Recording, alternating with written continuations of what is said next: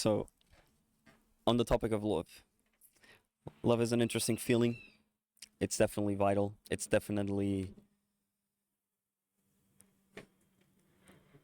has a bigger than life attribute to it. Uh, People build things, people conquer countries, people conquer regions, would conquer the galaxy for something that is as simple as love, as simple as liking someone. It's it's bigger than life. It's something that it's a universal language that everyone can relate to. It turns the most it turns the most fearless warrior into a gardener. It turns the most fearless warrior, the champion, a fighter, a ruthless, diabolical person. It turns them into a painter. It turns them into someone that assembles furniture, assembles a crib, someone that paints, someone that, I don't know, on the way to some place, you think about a certain person and you buy an extra coffee, or you buy a pack of their favorite gum, or you buy an ice cream that they like, or you spend 4 hours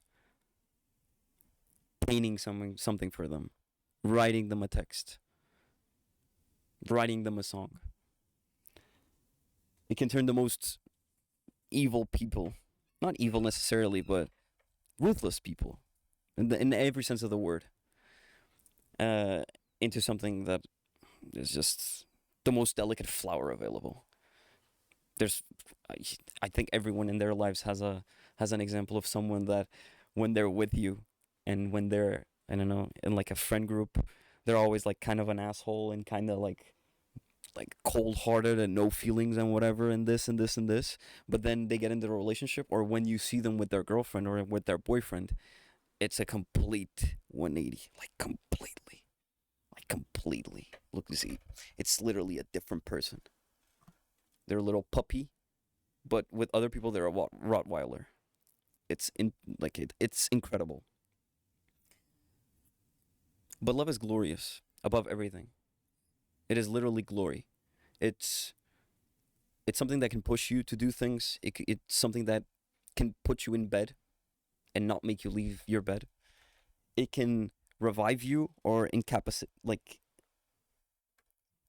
it can revive you and it can cripple you, basically.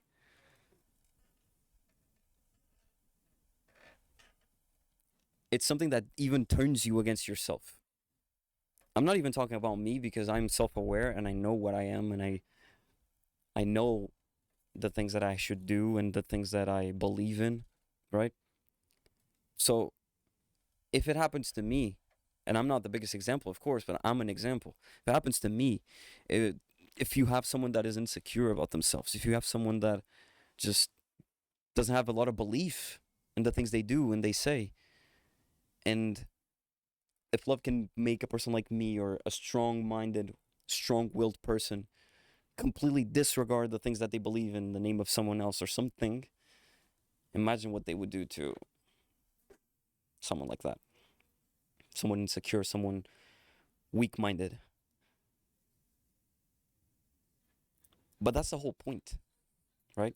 That's the whole point. To be vulnerable. Like those TikToks and those reels of those guys chilling on a couch or in a bed with their girlfriend, and the girlfriend starts like recording like this and saying cute shit, and then she's like, "Oh, I'm gonna show all your friends." And then he immediately, when he notices that she's recording, he starts acting gangster and shit. That explains everything. That's the beauty of it. You have to be that type of vulnerable when it comes to love. You need to not have one defense up. The only defense that you should have is not a wall. It should be a little fence. And the fence that you have is your core everything. Is your core beliefs, your respect, your necessity for someone to care for you, for your needs to be catered, for your bare minimum. That's your fence. But you should never have a wall. You should be completely vulnerable. Other than what I mentioned, completely vulnerable. Because love is not something that you dip your toe in. It's not something like you're next to a pool or you go to the sea and you stand there and you like dip your big toe. That's not what love is. To see if it's hot or cold. I don't think that's anything what love is supposed to be. I think love is supposed to be you sprinting through the beach, getting to the sea, jumping straight face in, splash, and you hurt your whole body. But you dived in. You didn't even notice how cold or how hot the water was. You just went in. That's what I think love is, or should be. It should never be something that you dip your toe in. It should never be something that you're half-assing. You're either committed to it or not. And people mistake commitment because they think that being committed to something still means that you, like, if you shouldn't, it still means that you shouldn't uh, mold yourself to that person. You should. You should. In the case, if it's a person, you should. You should mold yourself. You should try to adapt to their needs. You should try to listen to them. People just like talking and talking and talking and talking and talking and talking. But if they can't seem to understand that when you have someone by your side 24/7, 7 days a week, they learn how you are, they learn your mannerisms, they already know how you're going to respond before you even do it, right? So that person that is next to you so much knows how you are and tells you how you are. So you need to accept it and change for the better. If it's not a random person, it's not someone that hates you, it's not someone that supposedly wants the best for you and both of you, right? And people fail to realize it. People fail to realize because they think that love is something that can't overcome yourself. It can't go over yourself. It can and it should. It can and it should. Oh, I'm not gonna do this because that's how I am. Brother. My brother in Christ. Like, who made you that way? You're making yourself that way. You're saying those things. Who are you? Like, you're not cool. No one is gonna listen to you and think you're cool. That's not cool. I don't think you're cooler because, oh, you're so cool. You're no, no, no. I like being stubborn. Oh, you're just no. You're not cool. You're not anything positive. You're just silly, and you're missing out. That's the biggest part. You're missing out. You're missing out on something that maybe could change you. Maybe could change your life. Maybe could even just maybe could be your life. Because love becomes your life. Becomes everything that you know and have. What is a win? What is glory? What is victory? Without coming home and telling someone. What is defeat? Without having someone to mourn to cry on. And you do it with the people you love. You don't do it with randoms. You do it with someone that cares for you and you care for them. And in those situations, right? You can even argue saying, "Oh yeah, but you need to do things for yourself." But I'm not even talking about motivation. You can use people that you love as motivation to do things. You can. You can conquer anything that you want in the name of other people. And that's a valid excuse. Like Kevin Durant saying his mom is the MVP. Yeah, of course.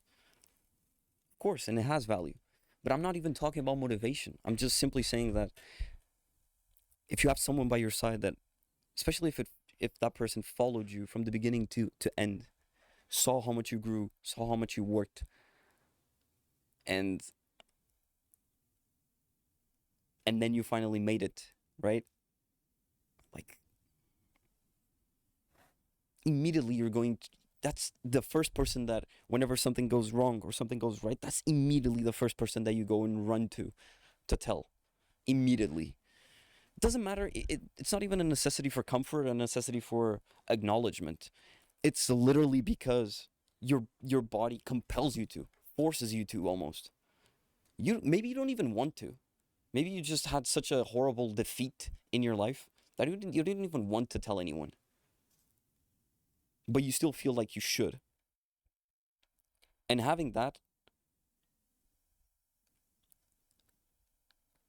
when you compare it to not having anyone to do it to, like not have someone, that's someone to share your glory or your defeat, I just feel like you're missing out.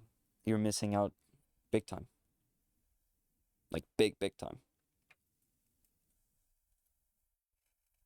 Days get brighter, nights get darker, stars shine prettier. You even look at the stars differently when you're in love. Makes you appreciate everything. Makes you appreciate the bad times even. And I really don't care if a love lasts 5 seconds. Even if it lasted half a second, it's always worth it. Always worth it. Always. You always learn. You always have the best time of your life. And the worst time of your life, probably too. But, I mean, what's the point of getting out of bed if you're just gonna have fun, right? It's not really that fun. It's not really that fun if you just get out of bed and everything is okay. And every day is good. It just becomes boring. You're just surviving at that point. Love is taking a big gamble and a big risk. And like I said, diving right through it is the best thing you can do. No doubt. At least in my point of view. Giving everything you have for a person, and if they do the same thing to you, you don't have a better feeling.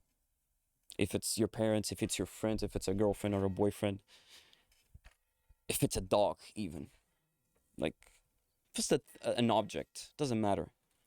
Having something to love and being fully committed to it, letting go of your stupid dog shit ego while still holding, while still having a little fence, right? While still having a little fence around your house, but you just knock every wall down.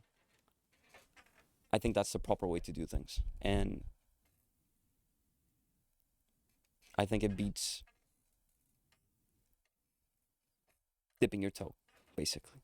I think dipping your toe is a good expression. Um,